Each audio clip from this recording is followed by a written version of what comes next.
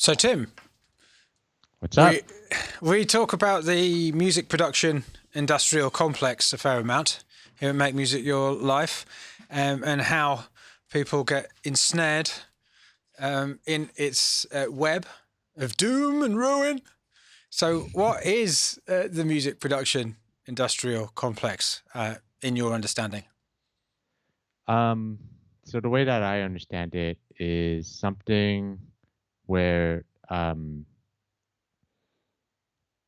there's a series of things that happen to a person who gets caught in this thing. I think one of them is this idea of uncertainty and how that creates a bit of fear. And um, you start off. So in this case, music. You start off not really knowing much about music, and you're kind of like wandering into a dark room, and you're like, oh, what's going on? You have no idea how to use a DAW. You have no idea how to do anything. You don't know how to make it in the music industry. So like the big questions that you have is, how do I do this? How do I accomplish this? Um, And can I just stop you there? So, it's not necessarily the case that it's just people who are beginners, right? Because everyone doesn't know how to do something, right? right. Even Hans Zimmer doesn't know how to do something. Mm, Yeah, that's a even good point. Ed Yeah, Sheeran yeah, doesn't know how to do something. So it's not you don't know how to make music. Some people know how to make music, but they won't know how to do something else within music. right, Yeah, nobody can right. know everything, be an expert at everything. So the music production, and not everybody has everything because it's not just about knowing. There's the knowing side, and then there's the physical items side of the music production industrial complex. So let's just break down what it is before we talk about the process of people getting ensnared in it. Because we've all been Okay. ensnared in it, and we all get ensnared in it, including me, multiple times. And becoming aware of it is half the battle. So Right. what is it? Um, it could be things like tutorials that you watch on YouTube. It could be courses that you take that teach you how to compress, how to use reverb, how to do stuff within your DAW. Um, it's stuff that you would consume in order to try to upgrade or gain a new skill.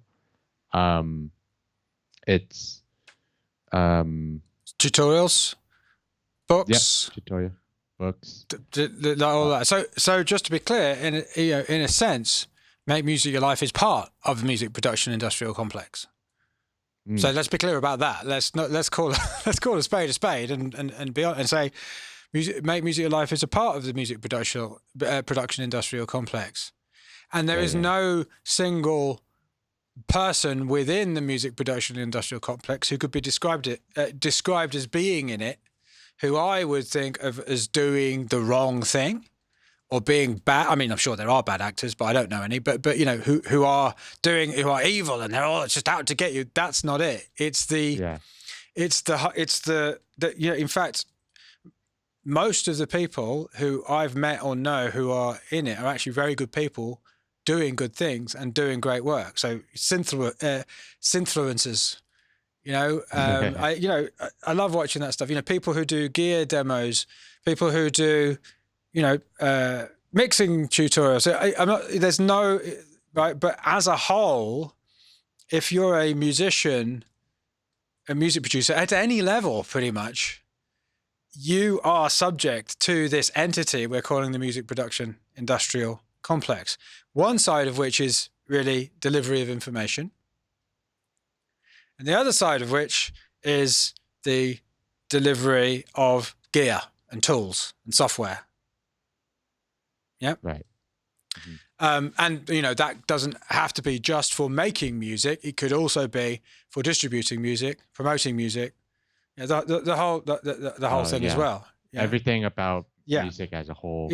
yeah. Um, It's like it's this, but there is a big problem with the music production industrial complex in that it does a number of things. It stops people making music, which is ironic because its intention is to do the opposite.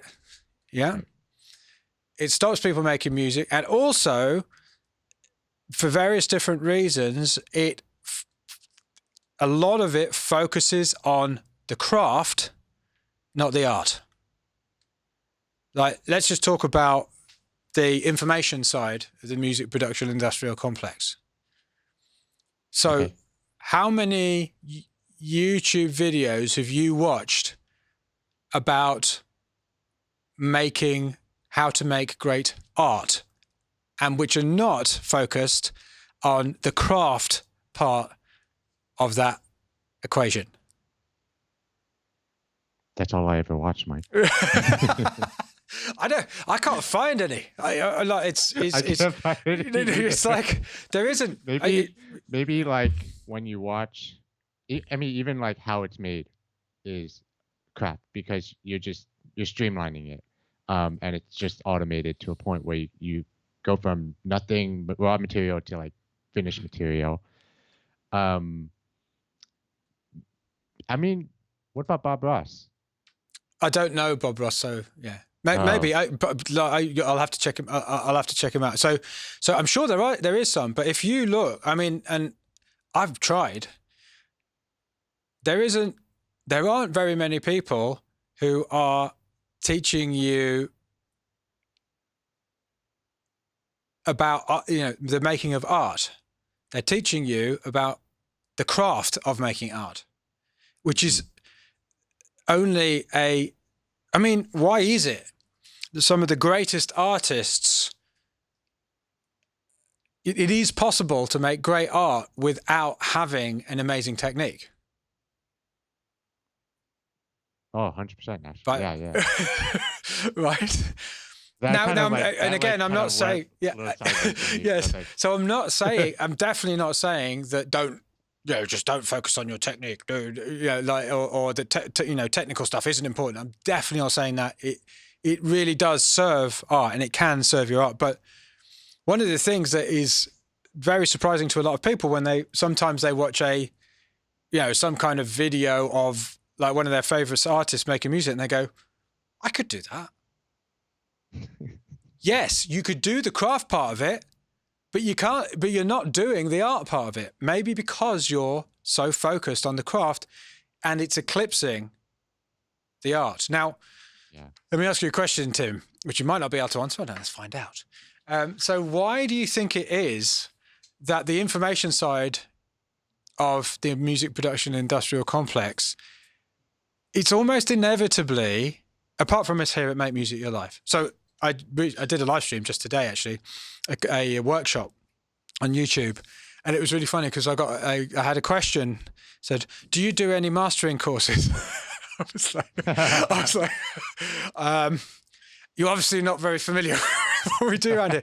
I've got nothing against mastering, and I've got nothing against mastering courses per se, but we definitely don't do mastering courses here because mastering is, I mean, there's an art to it, but it's definitely the craft side of things, more than it is the art side of things. And I'm not saying that great mastering engineers aren't artists, by the way, but essentially, why is it that the majority of music training, production, music making, training is focused on the craft and not art? Why is it almost inevitable that would be the case? Well, here's my guess.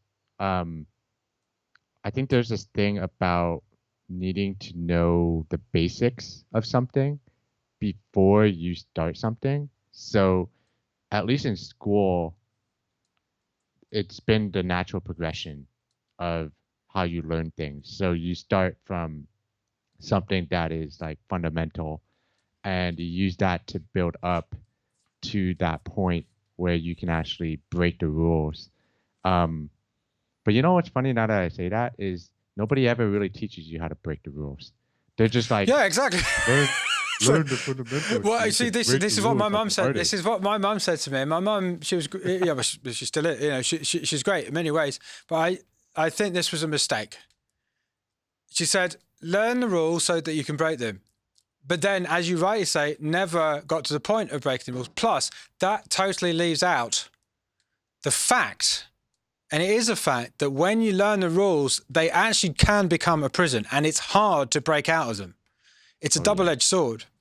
Now, the reason that necessarily music training, particularly music training on the internet in like kind of tutorials or YouTube particularly, is necessarily inevitably going to get sucked into craft more than art, is because craft is inherently more certain. It creates more certainty.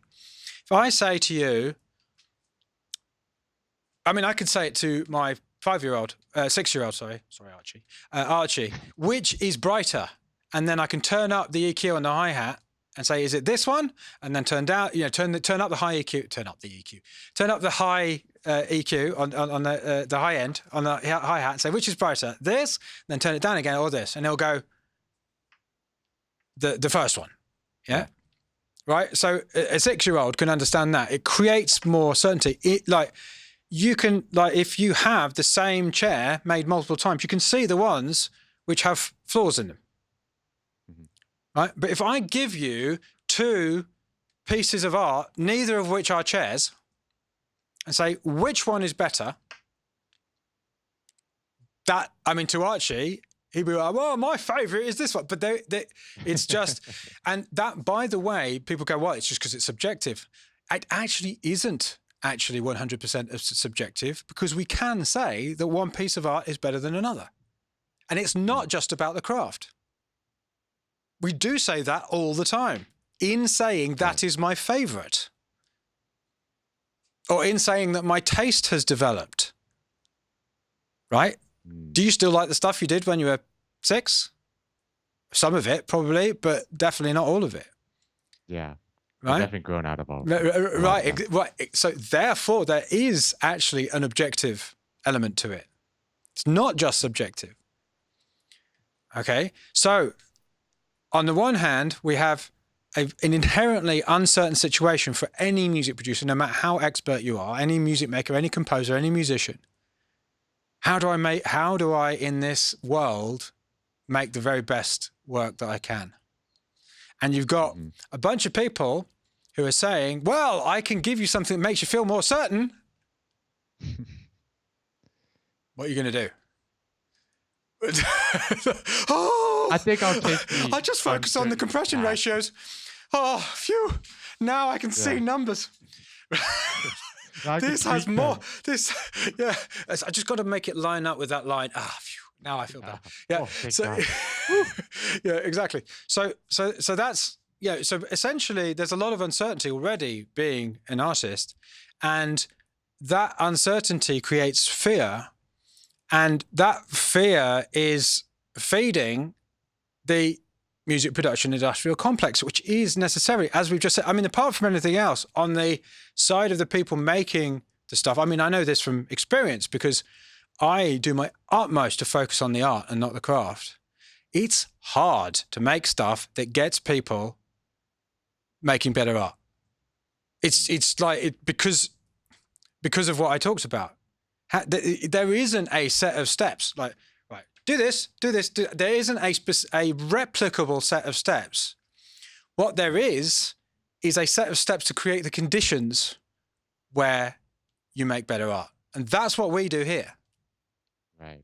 I don't go, right, what you need to do is you need to play these notes, and then you need to do that. What I do is go, here are the rules, here are the limitations, here's the experiment you're going to run, and here's the system to run multiple experiments.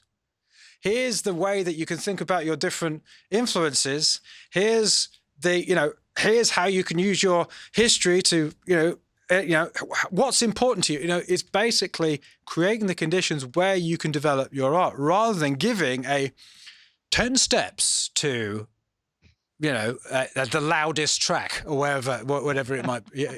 Whatever it might be. So that's the kind of information side. But I think the other side of it is the tools side. Now, this is ironic because I'm standing here and, in my background, you can see there's a bunch of tools. So I'm not saying I don't like shiny, flashy lights and toys that go whap and bing. Yeah, I like that, and we do need tools to make great music. But so in what way does the music production industrial complex hold people back from, creating either art or craft, in fact, in this case often? How does that work? In what way does the music industry use tools The to hold us back? music production industrial complex kind of sell gear which holds you back. I'm not saying buying of gear necessarily holds you back, but Right. it does hold a lot of people back. £50,000 spent on a studio and not finish a single piece of music and that is an example somebody actually told me. Yeah. Oh my God. That's not even a lot, really, if I look at what I've invested in over my life, not this time, but over my life. But anyway, yeah. So how does the buying of gear and also and there is an element of peddling gear that goes on in the music production industrial complex. Discounting, discount. Here's a discount. Right. Yeah, not another discount. Yeah. Oh no, it's Black Friday. Yeah. God, I got to buy this. Oh no, at half price. Yeah. So in what way does that hold people back? It's like a new thing that you use that you kind of it's kind of like when you've got something going and suddenly you're like attracted by this new shiny thing, and then you're like, ooh, and then you're like, I got to try to figure out a way to use this, and then you throw it into the mix, but it's kind of like, I guess, a bomb in a way, where it does the opposite of what you would expect it to do. So it actually hurts the creative process by throwing something in there and then trying to make that work along with whatever you've already got. And I would say like it could also become a distraction because you're not really focused on the problem that you're actually solving with that tool, which is kind of the way that a lot of people, influencers or influencers on YouTube, sell the product is like, hey, look at this cool thing that you can do with it, and look at all these amazing sounds that you can get out of it. And then, but it's like it doesn't actually ever address the thing that you need for yourself to support the art. That's exactly it. A way of thinking about this is, and this is going to be your armor against the music production industrial complex. Print this and put it on your wall or tattoo it on your forehead or something, which is a solution without a problem is a distraction. So what I mean by that is that if you are buying something or if you are learning something because you think you might need it at some point in the future, but you don't actually need it to solve any problem, you're distracting yourself. Mm-hmm. It's as simple as that, right? Don't buy something because it's on discount. Yeah, buy something because you have a problem that you need to solve within your, and by the way, for English people, process is process. That's what Tim means when he says process. It's process. Okay. So sorry, Mike. Yeah, it's all right. The language is English. It's called English. Anyway. So so it's already kidding. So so for instance,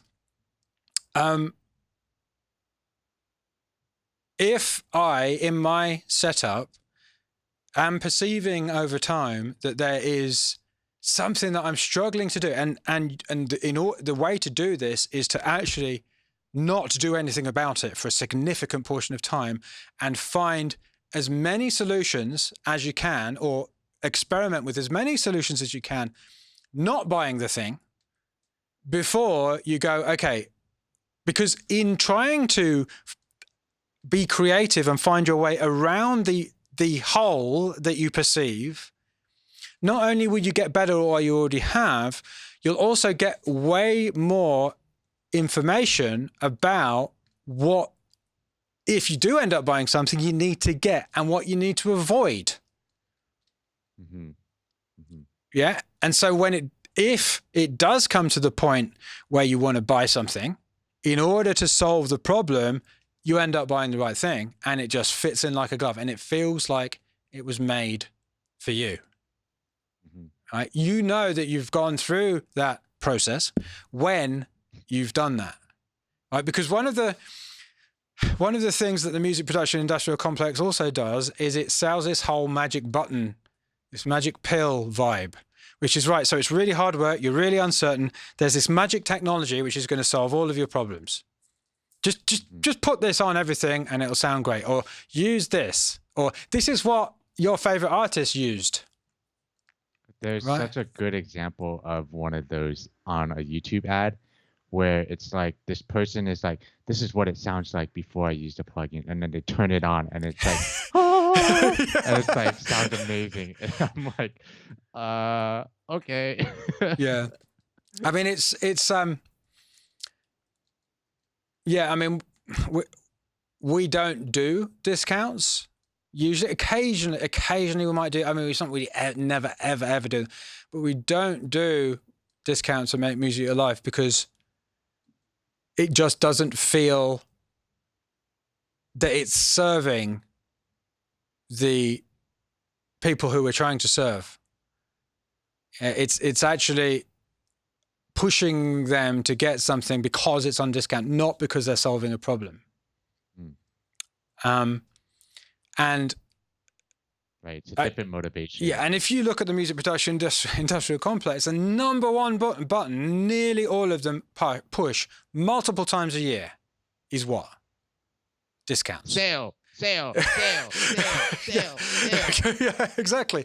Now, when I say discounts, I'm not talking about things like FabFilter do, where if you've bought these other things, you get a discount on other of their tools. I think that's a different matter. But I'm just talking about sale. Yeah. So like 1 week it's like 50% off, next week it's 75% off, next week it's 71% off. I have done. My God, I gotta get it. I mean, I have fallen into the discounting trap in the long and distant past, and 100%. I wish I had. It just didn't feel right. I didn't sleep well at night doing it. It didn't. It was like, if somebody does not recognize the value of our solutions, then, well, maybe we're not right for them. Maybe that they, or we haven't demonstrated the value, or they don't need the solution, in which case, great. Right. Do you know what I mean? Just like proceed forward. That's wonderful. Live long and prosper. So we end up with this magic pill technology, which you then, in technology, we also include the information, because even integrating, you don't learn by watching a video. You learn by applying what you watched in the video, or even, you don't even need to watch the video. You just need to apply something and you'll learn. Yeah, that's learning. Learning is doing. Learning isn't watching or listening.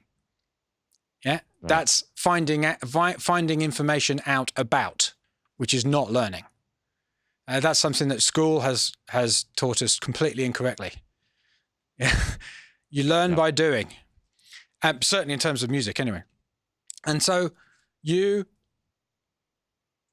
have this new piece of information or this new, shiny object, which you then have to integrate into your process. That's like a nuclear bomb in your process.